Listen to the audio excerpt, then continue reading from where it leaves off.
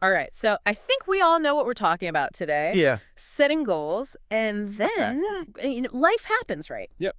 This deep dive is about getting those goals Into action, yeah. into action. For sure. And we're looking at this Really cool. really cool article Yeah. from Harvard Extension School on Yeah.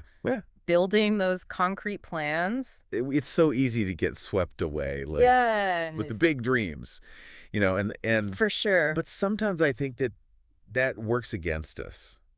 That's so interesting. And they Yeah. talk about this in the article, the difference between like the big dreams and then the concrete goals. I'm Yeah. definitely Yeah. guilty of like the exercise more kind of Oh, goal. yeah, that's a classic. What about you? Oh, totally. Yeah. I think we all fall into that trap. Yeah. And the article really gets into like the psychology of why that happens. Yeah. When a goal is Yeah. vague, it's like our brains don't have a clear target. So it's hard to track progress. And then when we don't see progress, Yeah. we lose motivation. We lose motivation. But a concrete goal, something like walk for 30 minutes 3 times a week, Right. that gives our brain something to latch on to. Yeah. We can actually see those wins, Yeah. and that releases dopamine. Oh. And then that motivates us to keep going. So it's like, I want to learn to cook better. Yeah. Feels so big. But if I'm like, I'm going to make 3 new pasta recipes this month. Right. Then it's like, okay, I can do that. totally achievable. It's achievable. Yeah, you're taking this abstract idea Uh-huh. and you're breaking it down into these smaller steps. Yeah. And then every time you check one off, Yeah. you get that little dopamine hit Right. that propels you forward. Right. It's like you're building momentum. Love that. Okay, so we need those really Measurable goals. clear, measurable goals. Uh-huh. But they talk about knowing your goal type too. Yeah. And they say cutting back on something versus adding in something new Interesting. requires a different approach. That's true. Like, what do you think about that? Well, I think it really comes down to Yeah. understanding your own habits and tendencies, right? Uh-huh. Like, are you someone who thrives with strict rules? Okay. Or do you need more flexibility? Yeah. Like someone trying to cut back on screen time, maybe a Mhm. digital detox is too much, Right. but having a list of other fun things to do instead, Alternatives. exactly, that might work better. Yeah. But on the other hand, if you're trying to meditate every day, Yeah. maybe treating it like an appointment that you can't miss. That's a good point. That could be the key. They had this really Interesting example. interesting example about Yeah. dry January versus damp January. Uh, Some people need the all or nothing. right. Others need like a more gradual shift. It's so fascinating. Well, What works for yeah. you? There's no one-size-fits-all answer. Right. You got to figure out what works for you. Right. And I think that's what's so great about this article is it gives you All these tools. Yeah, and it even like talks about different personality types and learning styles to help you find your strategy. Okay, so we've got Concrete goals. the goals. Tailoring our approach. Got the approach. What's next? What's next? Time blocking. Ooh, time blocking. This is where I think a lot of people That's right. trip up. Trip up. Yeah. like, big time. Yeah, and the article calls it a secret weapon. It is, because I think Yeah. I've definitely fallen into the trap of Okay. like hoping to find time for my goals. Uh-huh. Like it'll magically appear. Yeah, exactly. But we have to shift our mindset, right? Yeah. We can't just hope for free time. We have to And make time. make time.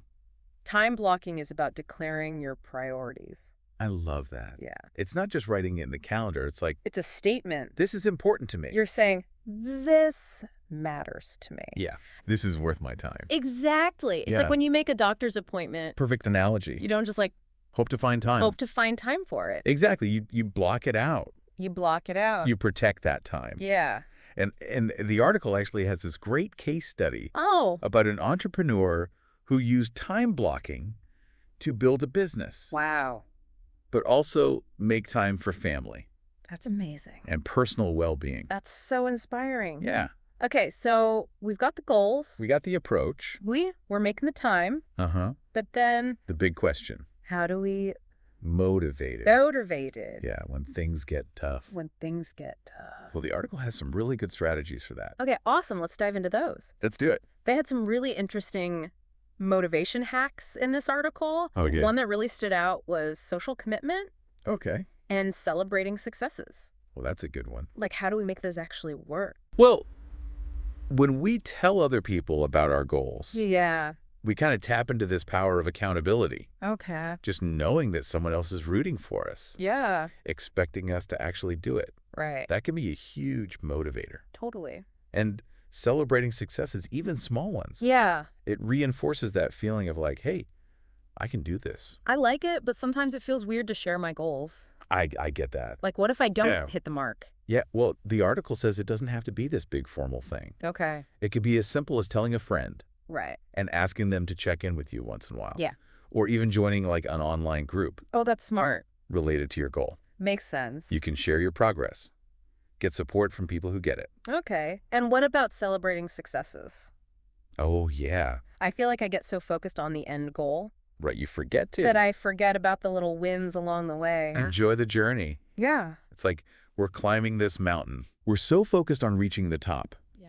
We forget to enjoy the view from each base camp. That's a good way to put it. Those little celebrations, they're important. Okay. They remind us how far we've come. Okay. They fuel us to keep going. Yeah. It could be anything, taking a few minutes to savor the feeling after you do something good. Oh, yeah. Or treating yourself when you reach a milestone. I love that. Okay, so concrete goals. Personalized approach. Time blocking, support, celebrating. It's all coming together. But what happens when things go wrong?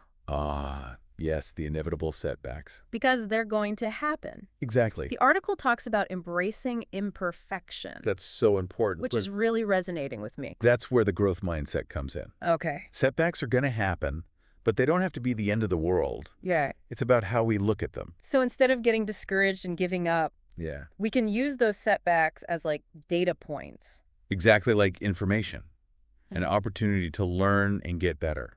Okay, I like that. So ask yourself, what can I learn from this? Yeah. How can I do things differently next time? Okay. Maybe you need to break your goal down even more. Right. Or try a different strategy. It takes the pressure off of being perfect. Totally. Which can be so paralyzing. Right, because the journey matters just as much as the destination. Yeah. We learn and we grow through those challenges. So even though we're going to have setbacks, it sounds like the key is to keep going. Keep that momentum going. Absolutely. Yeah. It's like building any new habit. Yeah. It takes effort to keep showing up for your goals, even when you don't feel like it. It's like brushing your teeth. You just do it.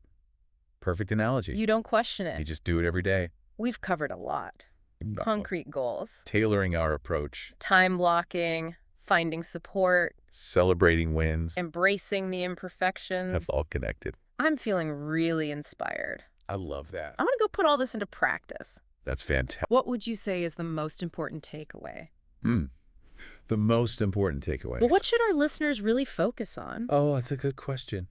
Well, if I had to pick just one thing, I'd say it's this. Action breeds motivation.